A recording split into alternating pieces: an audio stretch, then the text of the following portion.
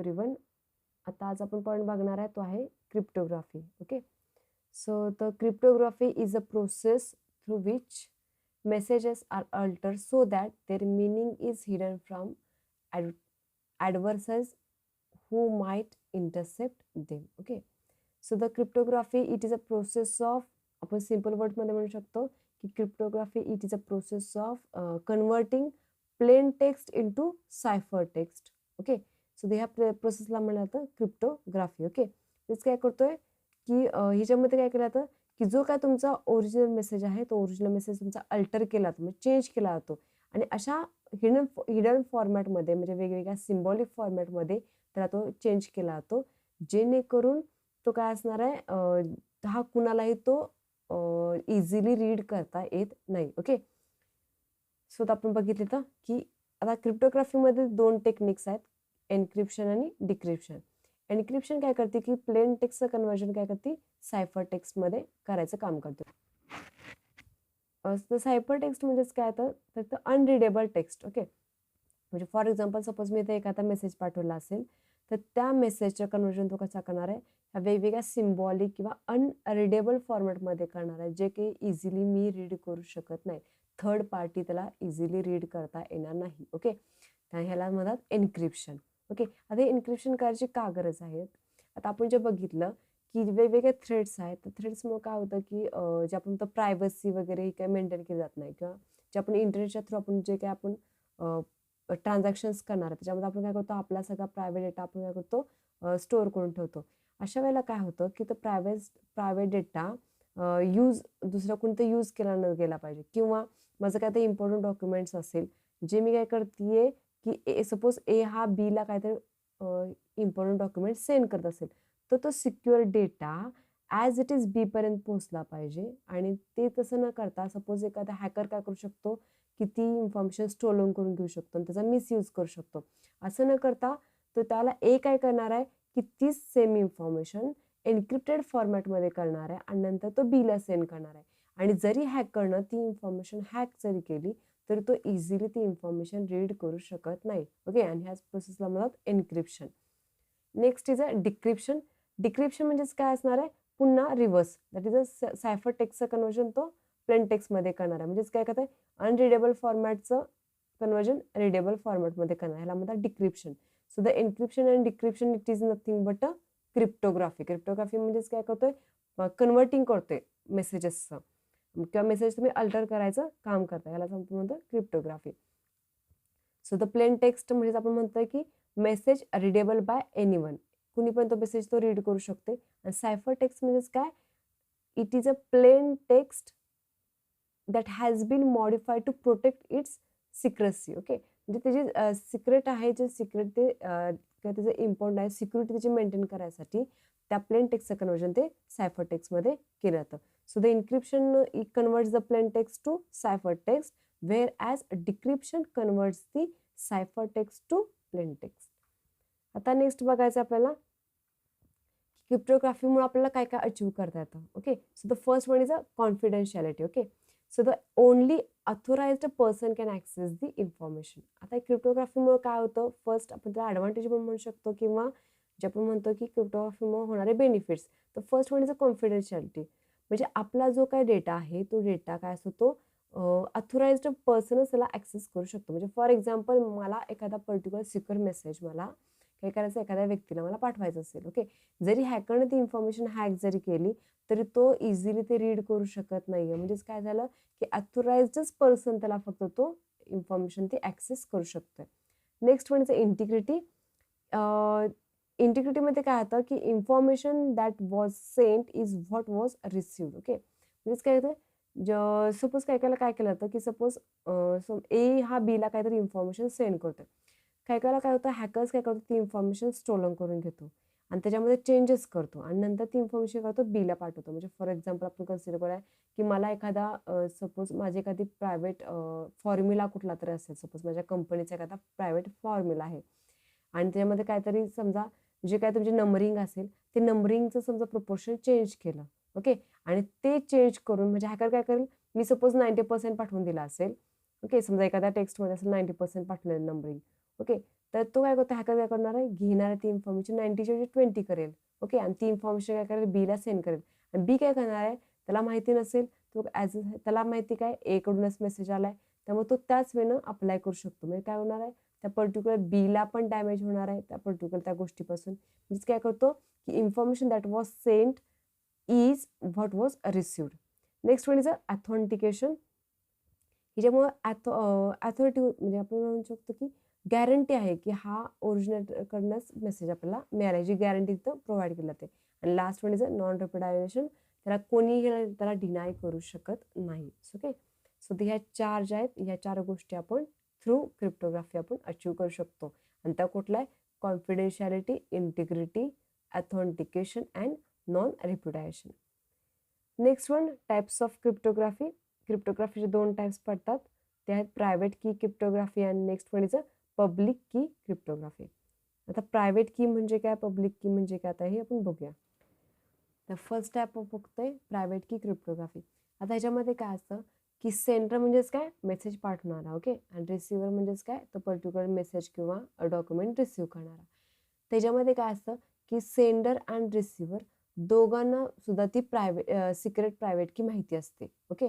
आणि ह्याच्यामध्ये काय केलं जातं की सपोज जे काय तुमचं डॉक्युमेंट असेल किंवा जे काय तुमचा टेक्स्ट असेल, मेसेज असेल, तो त्या पर्टिक्युलर प्रायव्हेट कीच्या थ्रूच काय केला जातो, तिथं एन्क्रिप्ट करायचं काम केलं जातं. ओके. म्हणजेच काय असणार आहे, ही जी प्रायव्हेट की आहे, ही प्रायव्हेट की दोघांना सुद्धा माहिती आहे.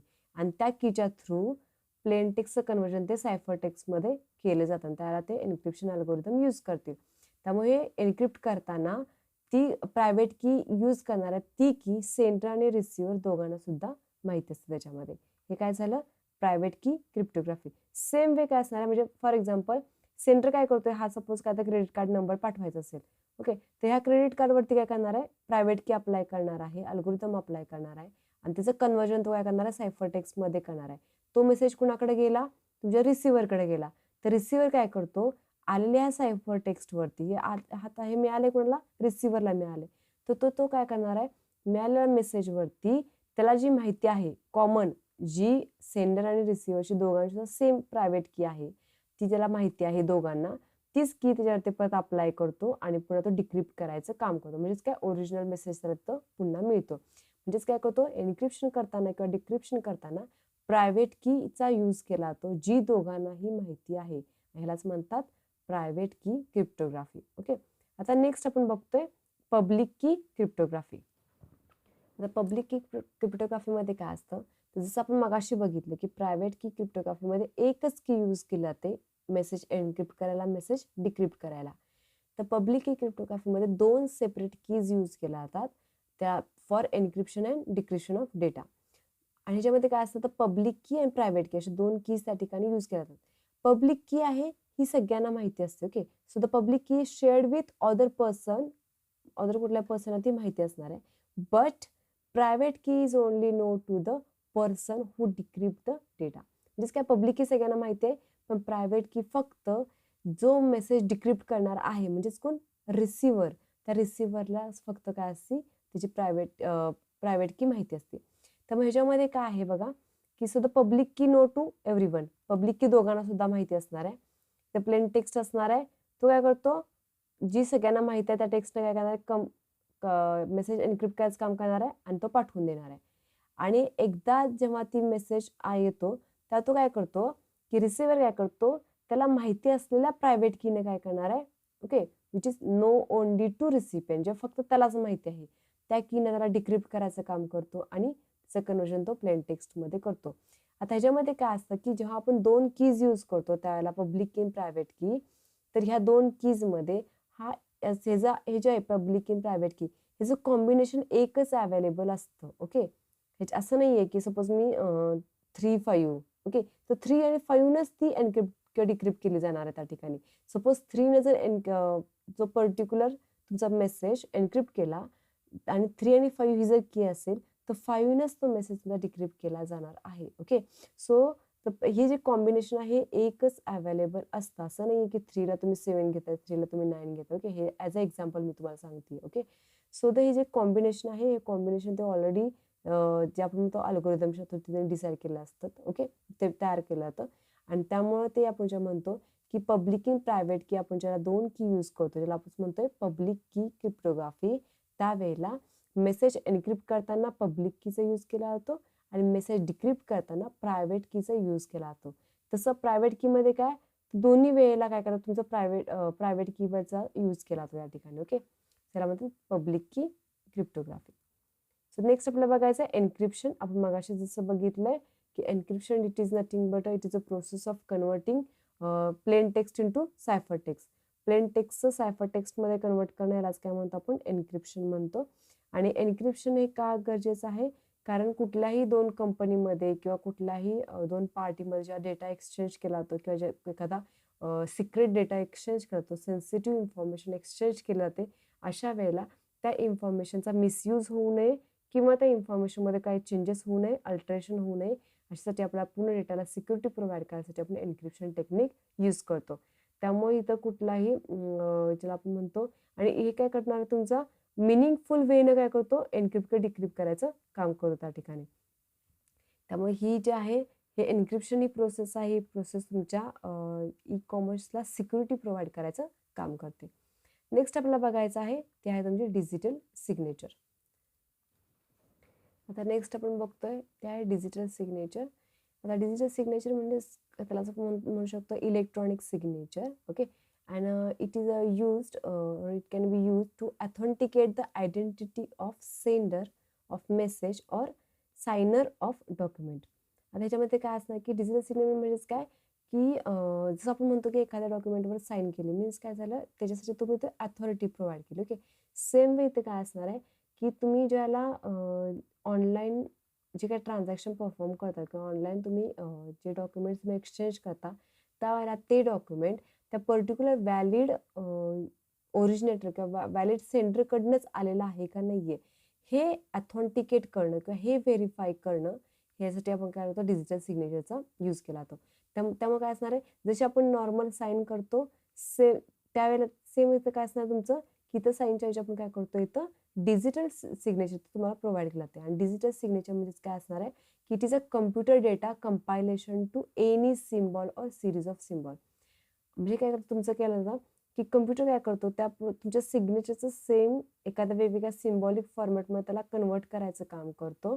आणि it is equivalent to hand written सिग्नेचरसारखीच इक्विव्हॅलंट असते त्या ठिकाणी. ह्याच्यामुळे काय होतं की तुम्हाला त्या पर्टिक्युलर इंडिव्हिज्युअल व्यक्तीचे अथॉरायझेशन अथॉराइज्ड आहे का नाही हे तुम्हाला ते माहिती करतं. आता इथे आपण बघितलं की डिजिटल सिग्नेचर आहे सेम असं बघितलं की आपण प्रिंटेड डॉक्युमेंटवर जशी आपण साईन करतो, सेम इथं तुम्हाला तिथं अवेलेबल आहे. नेक्स्ट आहे डिजिटल सिग्नेचर आहे ही सर्टिफिकेशन अथॉरिटी जे आहे, ओके, हे ह्याच्याकडून तुम्हाला इश्यू केलं जातं. So a digital signature is issued by certification authority that is the CA and is sign with a CS private key. Okay, CAच्या प्रायव्हेट कीनेच त्याला साईन केलं जातं. साईन करतो म्हणजेच काय करतो, क्रिएट केलं जातं त्या ठिकाणीच. आता जे आपण बघितलं की मेसेज आपण ज्याला मेसेज आणि डिजिटल सिग्नेचर आपण ज्याला ट्रान्समिट किंवा रिसीव्ह करतो, त्याला कुठल्या कुठल्या पार्टीज इन्व्हॉल्व असतात. तर फर्स्ट वन इज अ सायनर. सायनर म्हणजेच काय, जो ते डॉक्युमेंट साईन करतोय ती व्यक्ती, जो ते डॉक्युमेंट पाठवतोय. ओके, नेक्स्ट आहे व्हेरीफायर. व्हेरीफायर म्हणजेच काय करतोय, ज्याला ती रिसिव्हर आपण ज्याला म्हणतो. ओके, तर रिसिव्हर म्हणजेच काय करतो तो, की मला जिथून यायला पाहिजे त्याच ठिकाणी किंवा त्याच व्यक्तीकडून मला ते पर्टिक्युलर डॉक्युमेंट रिसीव्ह झालंय का नाहीये हे तो व्हेरीफाय करायचं काम करतो. तर मग व्हेरीफायर आपण त्याला म्हणतो इथं. आणि next is a orbiter. Orbiter म्हणजेच काय, दोघांच्या मिडलमॅन आपण ज्याला म्हणतोय. ओके, तर म्हणजेच काय असणार तुमचं ऑर्बिटर असणार त्या ठिकाणी. नेक्स्ट आपण इथं बघतोय की डिजिटल सिग्नेचर जे असते त्याच्यामध्ये काय असतं, ओनरची पब्लिक की. ओनर म्हणजेच काय, डिजिटल सिग्नेचरमध्ये असणार पहिल्यांदा ओनरची स्वतःची पब्लिक की एक त्याच्यामध्ये असते. नेक्स्ट आहे ओनरचं नेम असतं. त्यानंतर एक्सपायरेशन डेट असते त्याच्या पब्लिक कीची, म्हणजे पब्लिक की त्याची कधी एक्सपायर झाली त्याची इन्फॉर्मेशन त्या ठिकाणी असते. As well as name of issuer, म्हणजे कुठला CA आहे त्याचं नाव असतं, त्यात सिरीज नंबर असतो त्या ठिकाणी. आणि digital signature of issuer, issue करणाऱ्याचं डिजिटल सिग्नेचर, या सगळ्याचं कंबाईन करून तुमची डिजिटल सिग्नेचर तुमची तयार केली जाते. आता ह्याच्यामध्ये काय असतं की आता नॉर्मली बघा इथे काय असणार आहे की हा तुमचा मेसेज आहे. ओके, किंवा डॉक्युमेंट तुम्ही आपण म्हणू शकतो. त्या मेसेज आणि डॉक्युमेंटवरती काय केलं तुमचं डिजिटल सिग्नेचर केलं जाणार आहे. आता डिजिटल सिग्नेचर म्हणजेच काय करतो आपण तो डॉक्युमेंट ॲज वेल ॲज तुम्ही त्यात वेगवेगळे मेसेज डायजेस्ट असतात ओके ते यूज केलं जातात किंवा एन्क्रिप्ट केलं जातं त्याला आणि ते तुझ्या मेसेजला डिजिटल सिग्नेचर हे डॉक्युमेंट अटॅच केलं जातं. ते मेसेज आणि डिजिटल सिग्नेचर हे पुन्हा कुठे जाणार आहे तुमचं या पर्टिक्युलर रिसिव्हरकडे जाणार आहे ओके आणि रिसिव्हर काय करतो ते मेसेज आहे तो मेसेज कम्पेअर करतो किंवा ते व्हेरीफाय करायचं काम करतो आणि नंतरच ते पर्टिक्युलर मेसेज तो यूज करतो. त्यामुळे मेसेजलाच अटॅच करून तुमचं काय असतं डिजिटल सिग्नेचर पाठवली जाते जेणेकरून ज्या सेंडरकडून आपल्याला ती इन्फॉर्मेशन मिळायला पाहिजे त्या सेंडरकडनं मिळालेली आहे का नाही ते व्हेरीफाय करणं किंवा ऑथेंटिकेट करणं हे काम कोणाचं असणार आहे त्या थ्रू डिजिटल सिग्नेचर आपण करू शकतोय. त्यामुळं फक्त मेसेज जरी सेंड केला तर तो मेसेज कुणी सेंड करू शकतं. मग पर्टिक्युलर व्यक्तीकडूनच आलाय का नाहीये हे कशाने करणार आहे आपण त्या पर्टिक्युलर डिजिटल सिग्नेचरवरून आपल्याला ते आयडेंटिफाय करता येणार आहे. So the it is use digital signature is mostly used to identify the sender of original message. Original मेसेजचा सेंडर कोण आहे ते आयडेंटिफाय करणं यासाठी काय केलं तर डिजिटल सिग्नेचरचा यूज केला जातो त्या ठिकाणी ओके. आता हा तो कॅल्क्युलेटिंग पार्ट आहे.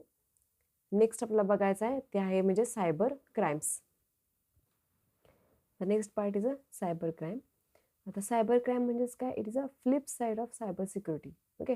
सायबर सिक्युरिटी म्हणजेच काय आपण आत्तापर्यंत बघितलं की आपण ई कॉमर्स वेगवेगळे थ्रेड्स असतात ओके. थ्रेड्स म्हणजेच काय व्हायरसेस वॉर्म्स ट्रायजन हॉर्स मालवेर यासारखे वेगवेगळे अटॅक होतात आणि त्याच्यापासून आपण सोल्युशन म्हणून आपण काय बघितलं की फायरवॉल्स असेल क्रिप्टोग्राफी असेल एन्क्रिप्शन असेल डिजिटल सिग्नेचर असेल अशा वेगवेगळे आपण टेक्निक यूज करतो त्या ठिकाणी. ह्याच्या फ्लिप साईड म्हणजे काय ह्याची अपोजिट साईड कुठली आहे तर सायबर क्राईम आहे. म्हणजे सायबर सिक्युरिटी आपण एका ठिकाणी बघतोय त्याच्या अपोजिट साईडला काय तुमचं सायबर क्राईम अवेलेबल आहे.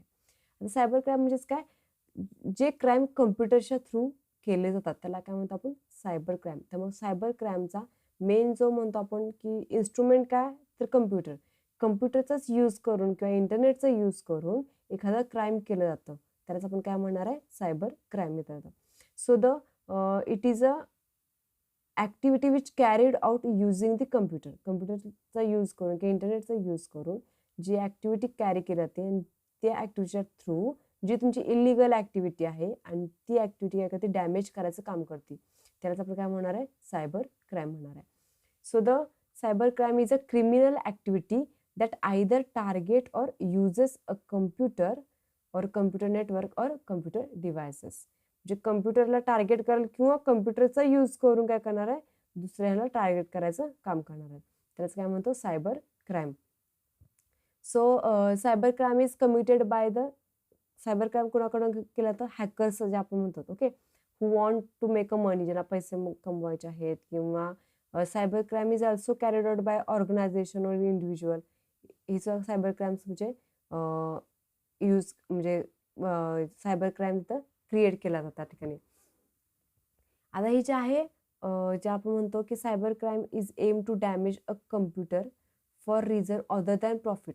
प्रॉफिटपेक्षा वेगळं काहीतरी म्हणजे त्याचा पर्टिक्युलर जे आपण म्हणतो दिस कुड बी अ पॉलिटिकल और पर्सनल म्हणजे काय तर पर्सनल इन्फॉर्मेशन असेल किंवा आपण ज्याला म्हणतो की ज्याच्या थ्रू काहीतरी क्राईम होत असेल तर आपण तर सायबर क्राईम झालं. सो द टाईप नेक्स्ट बघणार आहे types of cyber crimes. First one is a email आणि इंटरनेट फ्रॉड ओके. हा पहिला क्राईम आहे म्हणजेच काय करतं की तुमच्या ईमेल आय डीचा यूज करण्याचा किंवा इंटरनेटचा यूज करून होणारे फ्रॉड्स. देन आयडेंटिटी फ्रॉड्स म्हणजेच आपण काय म्हणतो पर्सनल इन्फॉर्मेशन किंवा आपण म्हणतो प्रायव्हेट इन्फॉर्मेशन स्टोल करणं त्याचा मिसयूज करणं. Next is a theft of financial card payment data म्हणजे काय क्रेडिट कार्डची इन्फॉर्मेशन स्टोलन करून घेणं आणि क्रेडिट कार्डचा मिसयूज करणं. नेक्स्ट आहे theft and sale of corporate data म्हणजे कॉर्पोरेट कंपनी किंवा मोठमोठ्या कंपनीचा प्रायव्हेट किंवा सेन्सिटिव्ह डेटा स्टोलन करणं आणि तो सेल करायचा.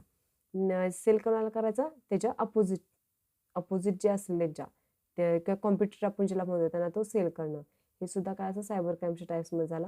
Next one is a cyber extortion त्यामध्ये काय असं damaging money to prevent the threaten attack okay. Next is a cryptojacking म्हणजेच काय करतो तिथं स्वतःचे रिसोर्सेस यूज करत नाहीत. Next is a cyber espionage हे जे आहेत हे एक झाले. हे वेगवेगळे टाईप शिकायचे झाले आपले सायबर क्राईम्स झाले. आता आपण जे बघतोय हे सायबर क्राईम्स आहेत हे मेनली 2 कॅटेगरी त्यामध्ये डिवाइड केलं जाते. First one is a criminal activity that targets and second one is a criminal activity that uses computer to commit other crimes. First one काय बघितलं की criminal activity that targets mostly काय असणार आहे की ते टार्गेट केलं जातं आणि सेकंड वन इज ते टार्गेट करण्यासाठी कम्प्युटरचा यूज केला जातो. ओके, सो हे 2 टाईप्समध्ये तिथं डिवाइड केलं जातं त्या ठिकाणी. नेक्स्ट वन बघणार आहे आपण त्याच्यामध्ये ते आहे की जसं आपण बघितलं मगाशी की एक्झाम्पल्स आपण म्हणतोय ते काय तुमचं illegal interception or Stilling of data, ज्यामध्ये कॉपीराईट तिचं असणार आहे किंवा selling of illegal items online.